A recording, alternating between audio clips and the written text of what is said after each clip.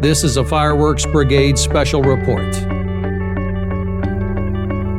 Today's special guests, the Secretary of the National Fireworks Association and owner of Red Rhino Fireworks, Steve Hauser, and Larry Farnsworth, President of Gavel Public Affairs. Now, here are your hosts, Johnny STARR and Ron the Banker.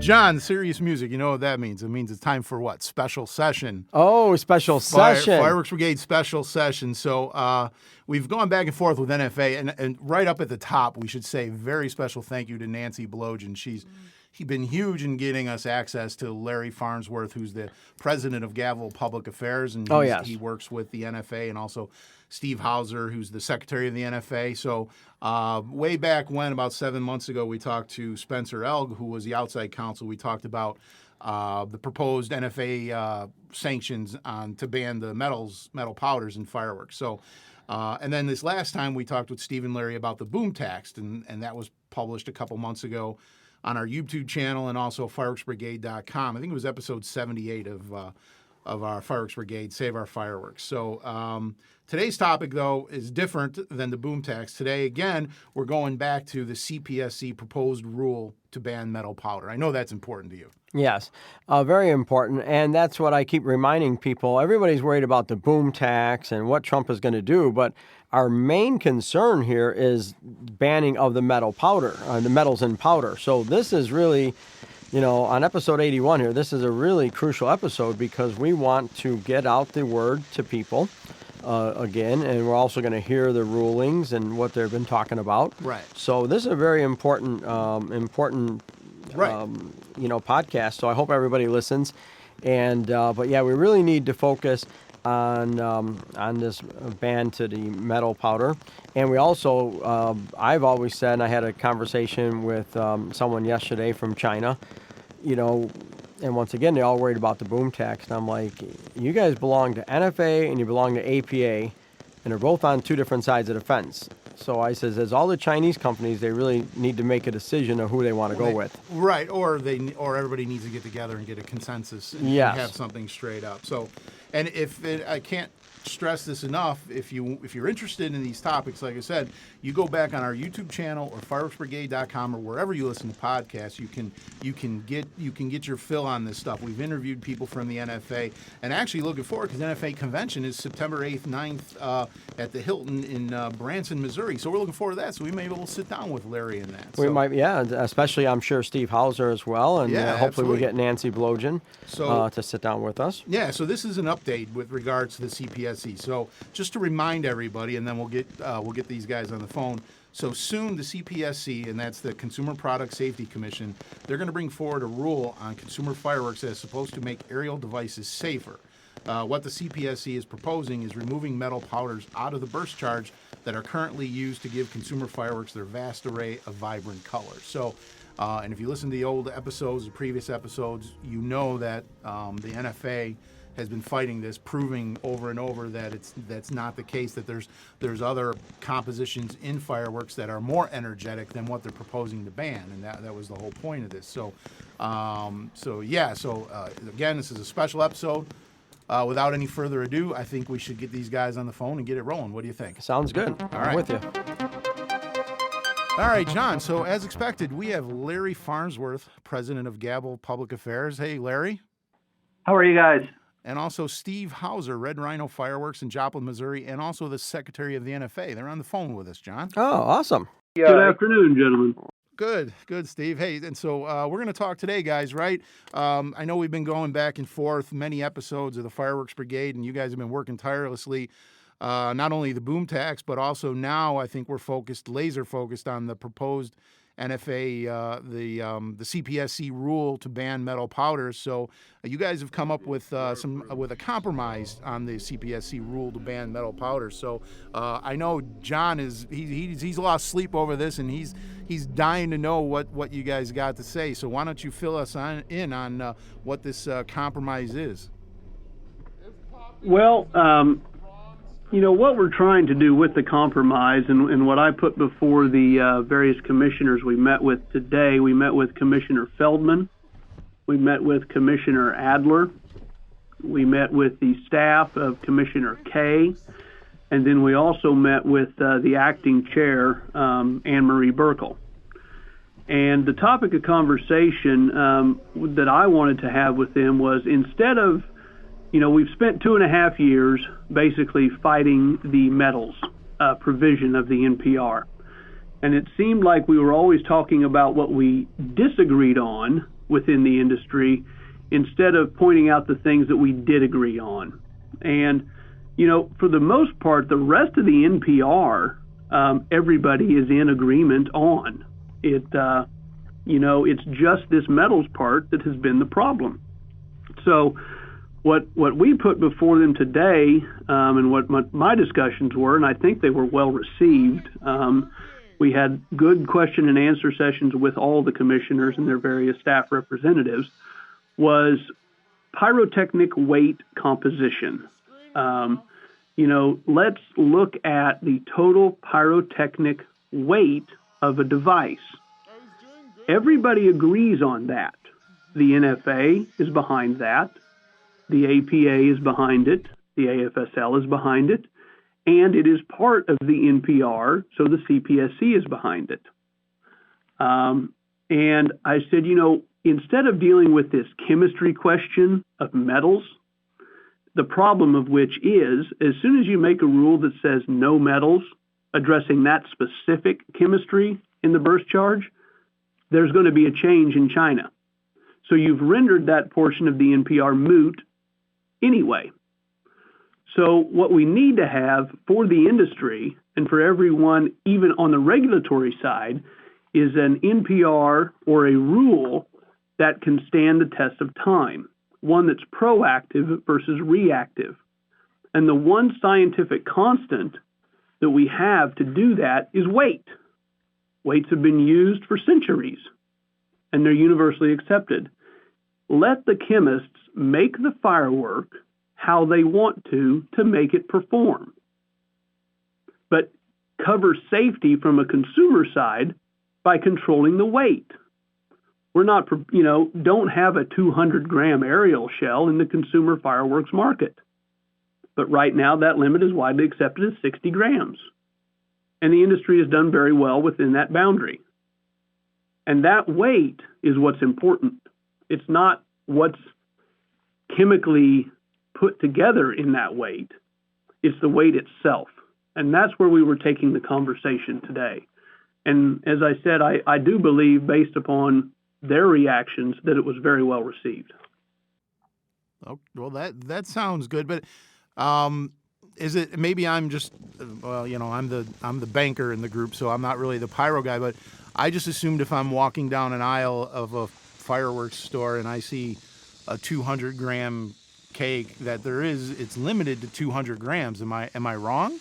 No, and that's not what we were talking about from the actual weight standpoint. What they're driving towards is what the force behind this rule has been, and what we've learned over the years of having these discussions, is it's really the aerial artillery shells.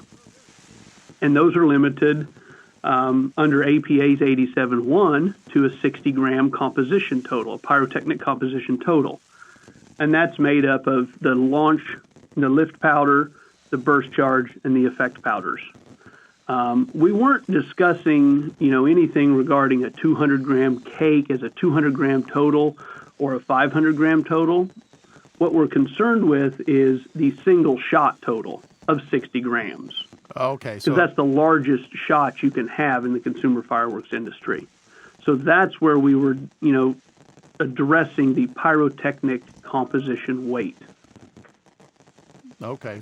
So there would be no tolerance on that after the 60 grams and one single shot. That's the limit. So that could potentially solve the issue, I would think. Well, that's our hope, because it's scientifically definable. The weight won't change over time unless gravity changes, and if that happens, we've got bigger problems, gentlemen. I'm hoping for it to change so I can lose a few pounds, but that's a whole nother story. Yeah, well, or you might gain them. Just depends on which way it swings. We don't want that, believe me. But, arguing over chemistry is a self-defeating argument. The NFA commissioned a test, and it was conducted by SMS, which is a DOT-approved explosives testing laboratory. And what that test showed was you can have a burst charge comprised of 12.5% aluminum, metal flake, that has less explosive force than a burst charge with zero metals in it at all. One that's, with these hybrid powders, these whistle comp mixes and things like that. Right. So we've clearly proven that the metals argument is moot, because go ahead, implement a metals charge in the name of safety, CPSC, and eliminate metals from burst charges because you think that's going to make things safer. The industry shifts over to hybrid powder burst charges, which are actually more powerful. Right. So the metals thing is debunked at that point in time. Right, and Spencer talked about that on our podcast several episodes ago, where you actually tested whistle powder, and it came and it proved to be that it had more energetics than the metal powder. So, yeah, that's exactly what you're talking about. So, does this eliminate the ear test then? Yes.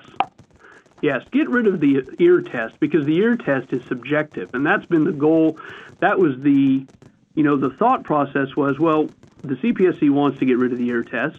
The industry certainly wants it to go away because it's subjective, and it's got too many flaws in it. It's a guy listens to it or a gal listens to it, and it's this loud, and so we go to the lab, and then they run these tests. Then they come back with these weights that produce these erroneous, 9 grams of report powder, which they've weighed the whole burst charge is what they've done at that point and called it all report powder. Mm-hmm. So, yes, we want to get rid of the ear test because it's unscientific to that extent. It's not easily reproducible. And, John, I know you're familiar with things in China. Consider this with an ear-based test or a noise-based test. If you just manufacture something and the powder is still a little moist from construction moisture, the tubes are still maybe a little wet. Well, when you test that in China and it goes up in the air and makes a noise, it's going to be a different noise than what you hear over here in the States after that thing has dried and cured on its way over. Oh, definitely. Yeah, we've noticed that even once we get them back here and we put them in our own warehouse and, you sit for 6-7 months, it's much different, completely different. Yeah, so there becomes a problem. So yes, get rid of the ear test. Let's go with the weights. Those are easily reproducible. A weight's a weight, no matter when. And this way, industry and the regulatory agencies have a defined, finite capacity to determine compliance.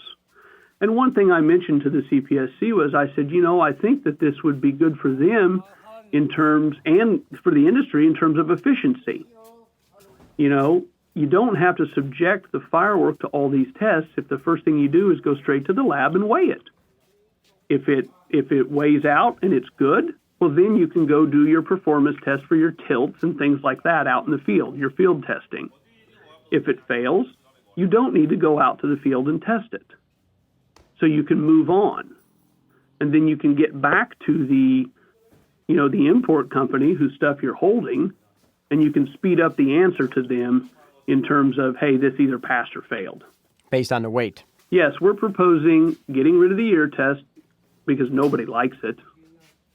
The CPSC doesn't really like it either, we've come to learn, and they've admitted as such, I think, in not formal writing, but it certainly seems that they want to move away from it. That's why this metals proposal came up.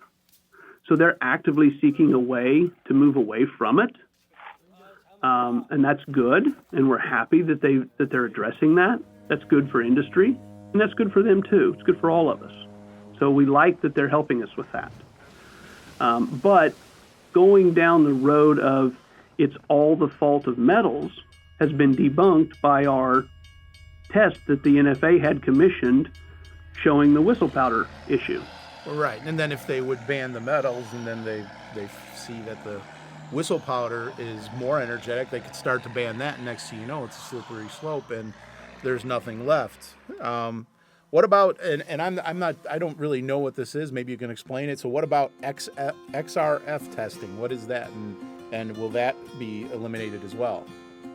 Well, if we get rid of the metals requirement, then XRF goes away automatically, because that's the only place it came from. It was going to be the method by which they could determine the content of metals in the burst charge. Oh, okay. Oh, so yeah. And the problem with that was, the argument was, and I've seen these XRF machines in action, and there's this little cup, and they have this cellophane, end on them that the machine scans up through. And part of the issue with that is if there's a static charge, it's going to attract all the metal in that powder right down to the edge of that film.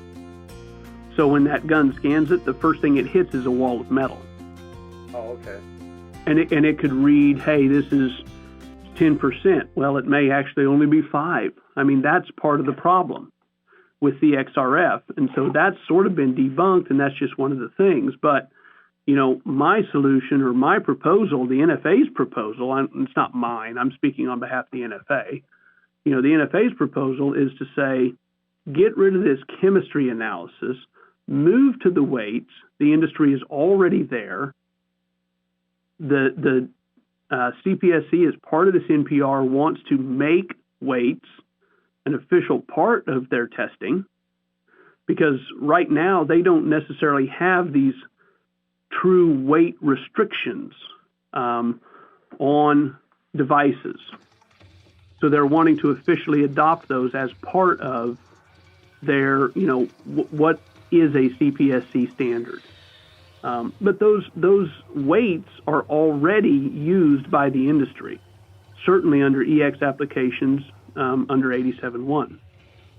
But another thing that we discussed today in why we want to get rid of the metals is because, as you guys know, APA 87.1 is there as a method for achieving an EX number. It is not there as the only method to achieve an EX number for a consumer firework. A consumer firework company can go to the DOT directly with an item, and they can say, I want this to get approved. It's a brand new item. I want it to undergo new explosives testing, and you guys can classify it and give it an EX number. So the DOT can do that.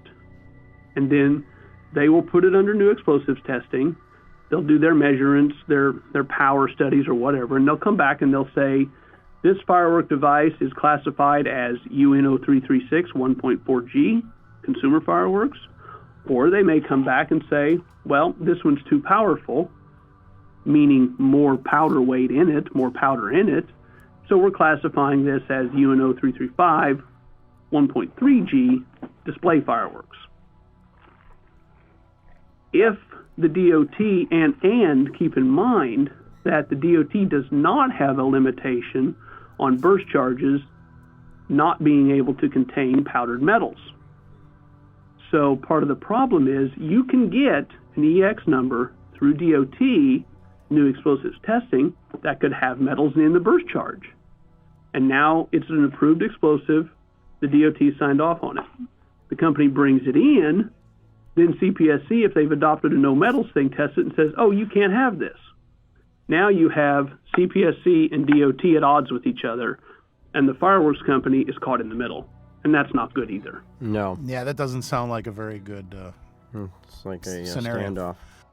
So part of our compromise proposal is, let's get CPSC and DOT in lockstep with each other on, this one, CPSC won't violate what DOT's approved. It's continuity of government. And that's a real thing. And that's a good thing. And the commissioners, when that was explained to them today, were certainly understanding of that. Well, yeah, at least they're all on the same page. That's really what we need to achieve all throughout government. So I'm sure that would be that was very receptive to them. So, and another thing that we've talked about at great lengths on this show, talking about being in lockstep with each other, is having a consensus. So is there a consensus with maybe some other three-letter organizations with regards to this compromise? Okay, that's a very good question. Well, APA clearly supports pyrotechnic composition weight limits. It's in their 87.1. It's already there. They're on the record saying that they do support that. Interestingly enough, in the meetings today, there were representatives of the AFSL listening, and they did not voice any objections when we were discussing this.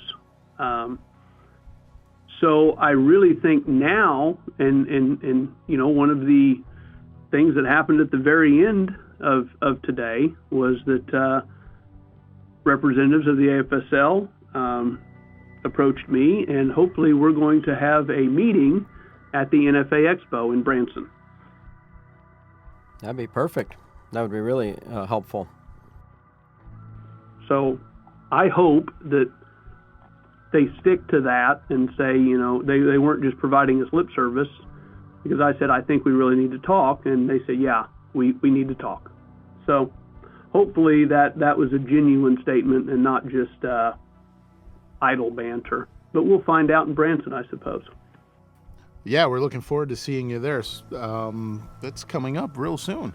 Now, when it comes back to chemical composition, keeping the weights in check, but now what about all chemicals that are used, or the ones that are not being able, are not in fireworks now, they will still be not allowed? Because I know you mentioned that we'll let the chemist build it the way he wants as long as we watch the gram weights, but there are certain items that shouldn't be in the chemical mixture. Those will stay status quo. Correct. Okay. Yeah, we're not going to put arsenic in our burst charges or our fireworks. Yes. The banned chemicals list, I assume that's what you're referring to? Yes. Yeah, and I would propose we just leave that alone. I would think so too, yes. I mean, fireworks the consumer fireworks are great today without them. Why do we need them? Yeah, I agree. Yeah, so we just leave the chemicals the way they are, the way it is now, and we just concentrate on the gram weight. But now when they were talking about like no metals in fireworks, that would affect our 500 gram cakes as well as our 200 gram and 350 gram. So basically, those gram weights would still stay in check for those cakes, and the single burst would be still at 60 grams, and everything would basically stay in place. Just got to make sure that if it's overweight, well, then it's going to fail automatically. Nothing to do with the chemistry. Correct. Yeah, I agree with that. If you have a 500 gram cake that's 500 grams, great. Yeah. Just as long as there's not shots in that 500 gram cake that are 65 or 70 grams. Yes. Mm-hmm. Yeah, well, it certainly makes sense. And, in the fireworks industry, like we talked about how seasonal it is, we really don't need to reinvent the wheel like they tried to do a few years back with the EX numbers, which failed miserably. And just put everybody backlogged and turned us upside down. So, yeah, I don't think we need to reinvent the wheel. I think we just need to, like you say, a compromise and get rid of the ear test because it is subjective. And there's a few other tests that they do that are, it's almost like clown-like. The fuses on a rocket, they hold up, they tape two rockets together. And if they pick it up by one fuse and a fuse falls out, well, it fails. I don't even know who come up with a test like that. So, there's some really crazy ones out there with the way they do it. But I think certainly this is a good start, though, to get them all on the same page. And let's talk about what we agree on and not what we disagree on all the time. Yeah, I think that was the message of today. As I've thought about this, and, this has gone on for 2.5 years now. And I said it in our meetings. I said, if this metals thing was such a great deal and such a good answer, after 2.5 years, wouldn't all of the minds who have put all of the energy into this thing, time and resources and effort, wouldn't they have been able to come to a conclusion, a mutual conclusion about it? Mm-hmm. Well, the fact that there can't be one just tells me that the whole concept of it was flawed really from the onset. And that's just, now that's the common sense argument, but, I still think to an extent it's got to hold some water. I agree. When you, like you say, when you debate something for 2.5 years, something's got to get done. And I think in the beginning, this might have made sense to the people who didn't really think about it too much and really concerned, I'm sure, with their own interest. But I think that even when the more they think about it, I mean, it's just not the right answer. It's not the right answer to get rid of the hearing test. That's for sure. I mean, what they proposed originally is not the right answer to get rid of the hearing test, take all the metals out, Yeah. Yeah, the causation, and to say that, these injuries are the result of metal powdered burst charges, that's never been shown. There's no data that supports that. Yes. And that's always been a point of contention. Show me. I'm from Missouri. Show me. I'm a show me state, Yep. and it was never shown. Everybody just says, well, if powdered metal burst charges are more energetic and you take them out, then they got to be safer, right? Well, that's supposition. Regulation shouldn't be made on conjecture or supposition. But, better than that, we said, okay, let's test one that doesn't have metals in it. Oh, looky there. It's even more powerful. Mm-hmm. So, supposition is not only tossed aside at that point, but the argument itself is torn down to say, we said that metals weren't the way to look at this, and here's the proof. And I think that was really instrumental in halting, where that rule was headed last fall. Here we are a year later. And yes, we do want to resolve it. And, I'm hoping that today is the first great step towards getting that resolution done so that we can all move on. The CPSC, the industry, we've all have better things to do than keep talking about this. But what we want is as the NFA, our job is to look out for our industry and help make it to where it can grow. And, with a weights-based testing methodology, you can grow under that because as technology changes overseas, and there's burst charges that don't even exist today that will in the years coming, and the weights will still be there as a valid way to assure compliance and assure safety because we all want that. There's no one in the industry that doesn't want their product to be safe, and I think the products today are very safe.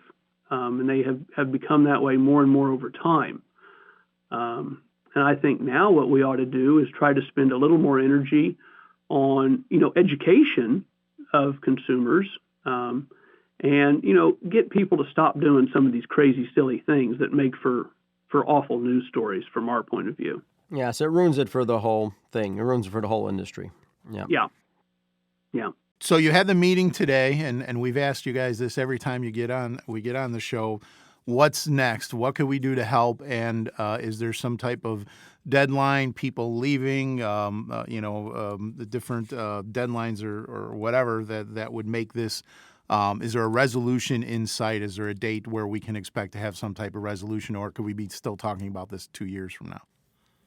We're hopeful that the CPSC is going to act, and they certainly alluded to that they're going to be acting soon, probably sometime after we meet in Branson. I think for now, the most important thing that we can do, that your listeners can do, is go to the website, saveourfireworks.com, and under the regulatory tab, we have the petition that's still up. We have 8,000 signatures.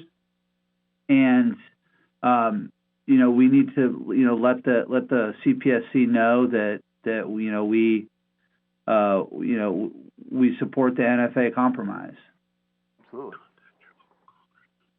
Yeah, we've also got some, we're going to be working, with the legislators, contact your local congressman, let them know, contact your senator. we've got a lot of the information is up on the SaveOurFireworks.com website. So folks can go there, and we'll follow us on Facebook and on Twitter, and we're going to continue to let folks know and give them updates. But it was alluded that, and I don't have a specific date yet because the CPSC hasn't announced it, but we're definitely expecting something probably within the next month or month and a half. So hopefully we can give you guys a better update when we see you in Branson at the Expo. We look forward to seeing you guys. John, you got anything else?